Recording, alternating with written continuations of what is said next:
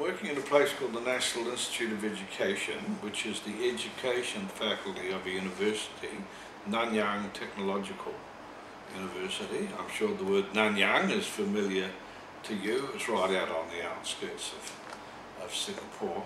So we're the education teacher training faculty of a technical university.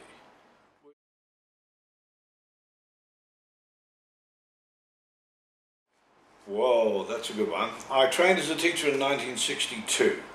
So, how many years ago is that? 62 to 2009? How long is that? 40? Yes, so, and I started as a teacher in New Zealand. I started as a content teacher, history. So where you'd be looking at content, aviation, my content was history. So I didn't start just as an English teacher. Then I taught more and more English. And then I did a later degree at the University of Birmingham in English Applied Linguistics. And I got more and more interested in the whole business of teaching English and teaching others how to teach English. And different aspects of English, like the one you'll be doing, which we called ESP, English for Special Purposes. So you have English for doctors, English for nurses, English for dentists, and for you, English for aviators.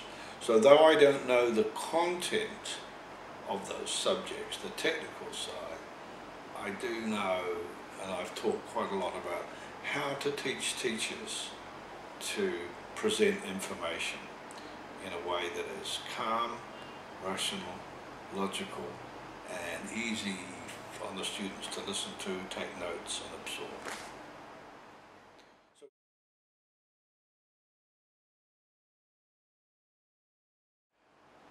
What you will need is information listening, where somebody with a lot of information talks, and they talk for a long time. It's not a bad thing, and you're going to have to process that. So I would see listening to spoken English as spoken by English people, American people, Malaysians who speak good English, Burmese who speak good English, you know, anyone. It's the sort of English as a international communication as spoken by educated people. In this case, ex-pilots who will themselves have good spoken English, not exactly the same as mine, and probably not even as good as mine in a good sense, but it will be technical English. So that's the real thing you have to do. And to be able to take notes.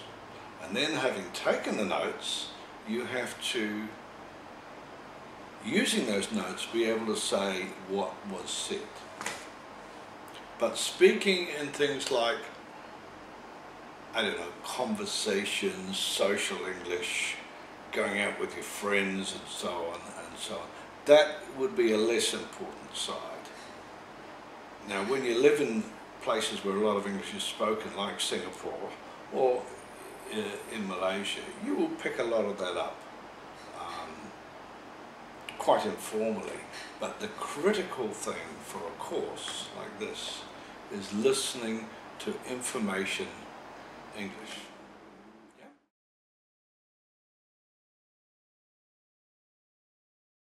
So what can you do to prepare? Things like listen to the news in English. Now, whether you're able to get access to that, I don't know your situation well enough, but if you get the news spoken in English, as on television, as on BBC, as on CNN, as in China, I'm sure there'll be radio programs with the news in English. That's information stuff, right?